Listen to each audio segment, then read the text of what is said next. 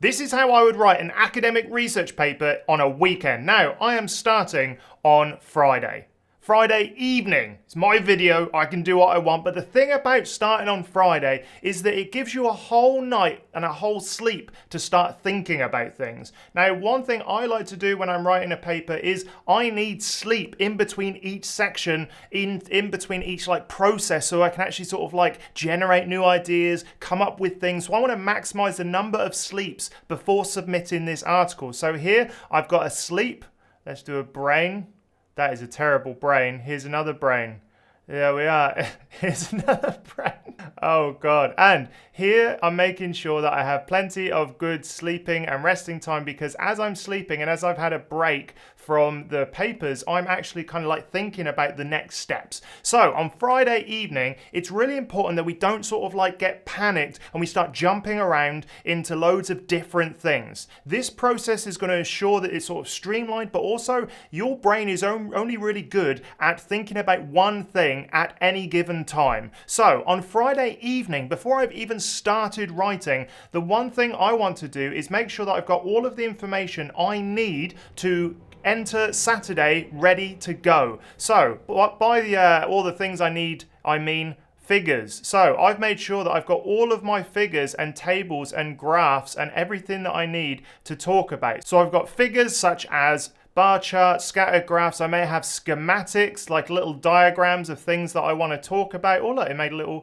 nice little square for me. But ultimately, these are the things that I need prepared before I start writing. Now, the way I tackle this always when I write a paper is I start with the figures first. So create the figures. It doesn't matter about the formatting and stuff at the moment, but I need to know the data that I'm talking about. Otherwise, I'm sort of jumping between tasks and I get really, really inefficient. So it's important that you prioritize this action based on complexity. If something is going to be harder for you to create, do that first. There's no point sort of easing your way into it, because you're just going to run out of brain power in the future when you go to tackle the harder things. So for each of these days, you're going to start with the hardest things first. On Friday, not only have I sort of started to think about the figures, but also maybe I want to sort of get any literature that I think is really good. I want to go through Mendeley or Zotero, and I want to find all of the stuff that's really important for my research. So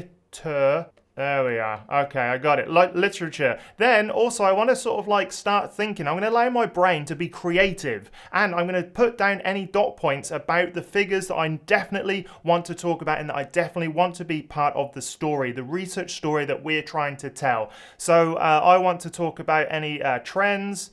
I want to talk about what else? I want to talk about all of the kind of things that pop into my mind. Don't sort of filter them and think, oh, it's not worth it yet. Just allow all of the dot points to kind of come out of your mind, and then we're going to sleep on it. We're going to allow our brain to organize it, and you'll be amazed that on Saturday morning what we're able to achieve. So on Friday, that's what we're doing. Friday evening, which is the weekend. That's technically the weekend.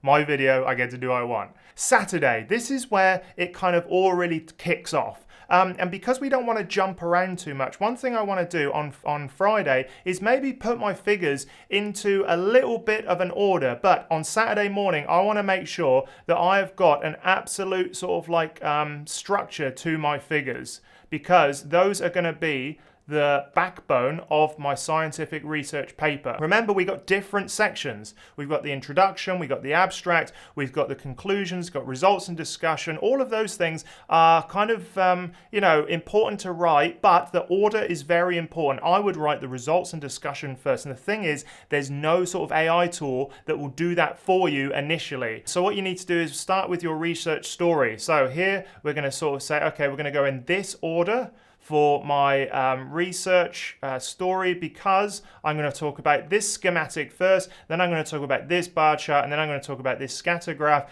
And if you're sort of talking it out in your mind and it doesn't make sense, try rearranging this order. Also, go check out my other video, I'll put it here, where I talk about how to use ChatGPT Vision to help you structure your figures. It's amazing.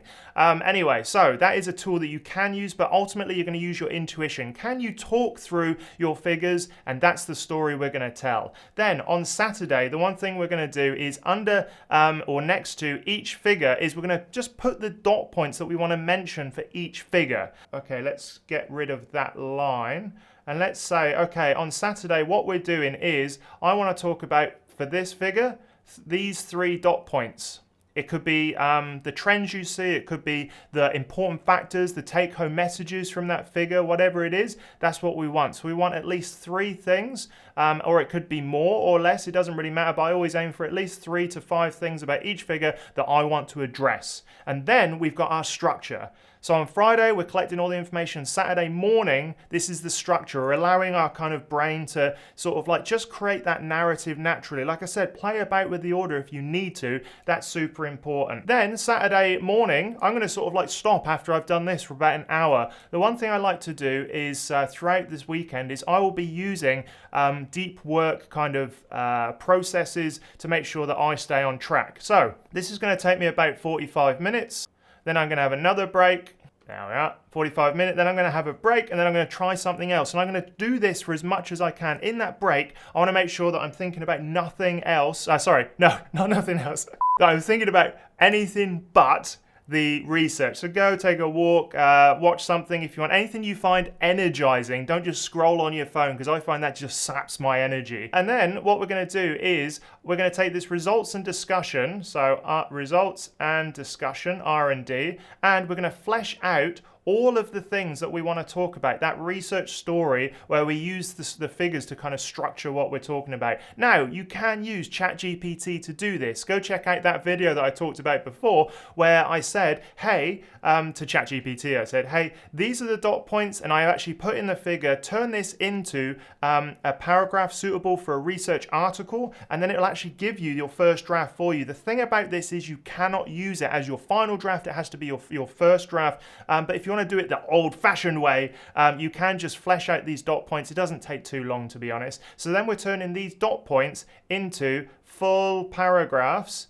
and we're referencing figures and all that sort of stuff. So we're saying, you know, in this figure you can see blah blah blah, this is important because, and yeah, we're using that to kind of structure what we're saying about each thing. Then you've got your results and discussion section. You do that in 45-minute blocks until it's finished. That will normally take you 2 or 3 hours, if not a little bit more, because we've done all the prep work, we've got the bullet points. Now it's about just fleshing it out. If you're using ChatGPT, it could be a little bit shorter, which is great. The next thing we want to do is make sure that we have got the information we need for the next sections. This is for Sunday. So once we've got our research and development, we've got R&D. This is the same, isn't it? Once we've got our results and discussion done, the last thing we want to do on Saturday, so we're going to do this in 45-minute blocks as long as it takes. So each one's 45 minutes. And just set like a timer on your phone for that one. But the last thing we're going to do here is we're going to make sure that on Sunday we've got the ability to write the introduction and the abstract and those sort of things, because that's going to be our final thing. We're not worried about final drafts at the moment. We're going to look over everything on Sunday evening. We're going to do the editing stuff, and when you can use AI tools to do that, or we can just read over it and edit ourselves. That's absolutely okay. But here we want to make sure that we've had a look at literature, and we're just refreshing our minds with the sorts of things we want to sort of like put in the background of our research story. So that could be the latest results, the latest studies. Don't start too far back, but you want to say, you know, in my field it was like OPVs have the potential to, and then some, you know, some generic references to sort of talk about that. You can use, maybe not at this point, but on Sunday morning, you can use services like Scite and Jenny to produce your introduction. So Scite and Jenny are AI tools that allow you to find references, and Jenny is like an automatic writer as well. So Jenny AI. There's also Udemy, I think it's called, or Yumu, something like that. It's in one of my videos. These names are getting so mental. But yes, these are AI writing tools, and they will allow you to sort of like generate that first introduction, which really speeds things up if you're trying to do the two things at once, which is find literature and write the background. This will help you do it. So Genie AI really helps, Yumi as well, and then Cite will help you find all those references. And then this is so we're going to sort of like allow our minds to think while we're sleeping, and we're going to go here and oh, look at that arrow, that's horrible. And then we're going to say, okay, well there we are, that's us prepared for Sunday. The first thing on Sunday, once again, we're going to get up, we're going to do that hardest thing first. So we're not going to look over anything, we're going to start generating content. The first thing you want to do every day is generate content, do those hardest things. And so we're going to look at the introduction, and we're going to sort of write a simple introduction using these tools or the literature that we've sort of like got from our past. That's also okay. Then we're going to do this for 45 minutes again. If you can, maybe at this point you feel a bit more enthused, you can do up to an hour, but anything more than about an hour and a half in a block, my mind just starts to wander, and you have to work with what your brain is doing at any given time. So that's Sunday morning, the first bit. We're going to look at writing a simple introduction using AI tools or the literature that we've gathered throughout our research. And then what we need to be doing is thinking about the rest of it, which is taking our results and discussion and coming up with the conclusion section.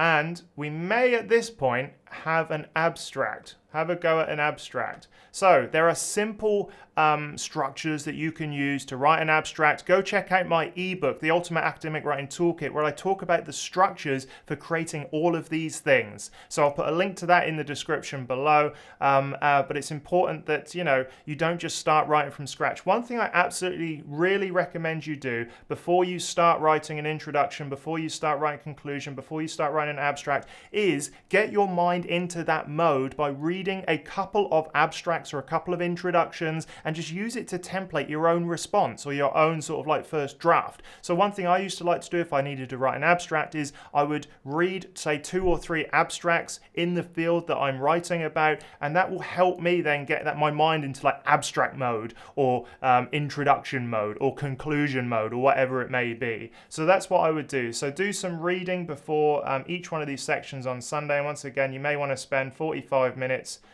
producing each one. And you can use AI tools as well. You can put in all of your results and discussion and say, generate an abstract that's suitable for this for this journal in this way. Use these abstracts as a structure. You can actually put those abstracts in to your ChatGPT or Perplexity, for example, and say, hey, use this as a template to create an abstract based on my work. So you can sort of like use AI tools, and it's something that I do all the time, and it's so super powerful. I really like it. And then on Sunday, the last thing we're going to do after we've had a nice big lunch break, we're going to make sure that we do something that fills us with energy. We're not going to scroll on our phones like on Saturday, but we're going to make sure that here we've got plenty of time for reading over stuff. You're going to edit, you're going to self-edit. And the editing is going to take the form of you reading it through. Then if anything doesn't sort of like, sit right with you in the way something's phrased, you've got 2 options. You can change it there, right there and then, and say, yeah, I know exactly what I need to change it to. Or just put a big old red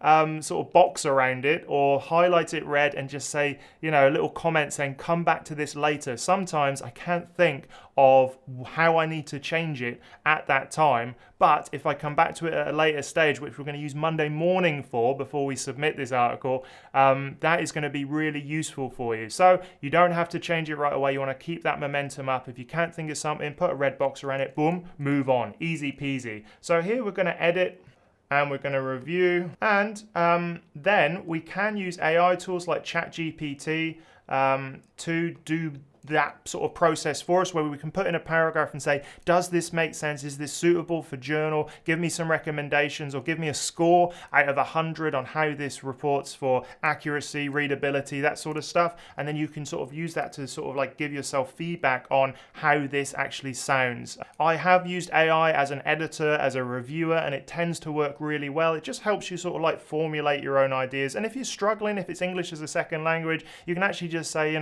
does this this sentence or this paragraph make sense for this figure? And you can put in the figure, and then you can say, give me recommendations on how to improve this paragraph or this explanation of a certain figure, and then you're done. You can do that with your conclusions as well. And one thing I like to do with AI is just always continually like put stuff into it so it can formulate a response, understand what you need from it, and have that chat backwards and forwards with ChatGPT. If it doesn't give you an answer that you want, just say, hey, this isn't exactly what I want. I felt like it was a little bit too broad, a little bit too generic. Give me something that's more applicable to this figure, or, you know, that sort of stuff. Have a chat with it. Normally after 2 or 3, question and answers or directions, it normally does very good at understanding what you want. So that's the Sunday afternoon. We're reviewing, we're looking over stuff. At this point, if you can, send it off to someone. Don't worry about perfection. It's not going to be perfect, but send it off to someone you know will be able to look at it over the next couple of days. If not, the best thing for us to do is, once we feel worn out, is we leave it. And then on Monday morning, we do that last check. So we read over our paper, and we say, yes, I like this, no, I don't like this, and we have that last change. Importantly, again, we've got these sleeping moments where our brain is able to work on that subconsciously in the background, so then we come into it fresh again in the morning. Because at this point, trust me, your brain's going to be a bit fried from all of the work you've done on Sunday, but on Monday morning, we're going to do that last check, and then we're in to publication submission, which is great. So that's how I would write a paper on a weekend, given that I had all of the data, that I had everything I needed to go on Friday evening, and then it's about just creating that structure, going through, giving yourself breaks, making sure you work in 45-minute blocks. Don't get scattered. You need a structure. If you start sort of like on Friday going, I'll think about my abstract, or I'll think about something else. No.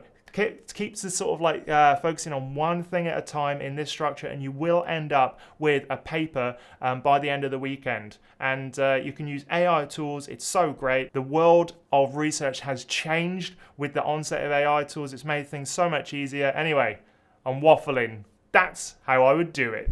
If you like this video, go check out this one where I talk about how to use ChatGPT to write research articles easily. It's a perfect addition to this video, and it's full of actionable advice to make sure you know how to use ChatGPT to its fullest. Go check it out.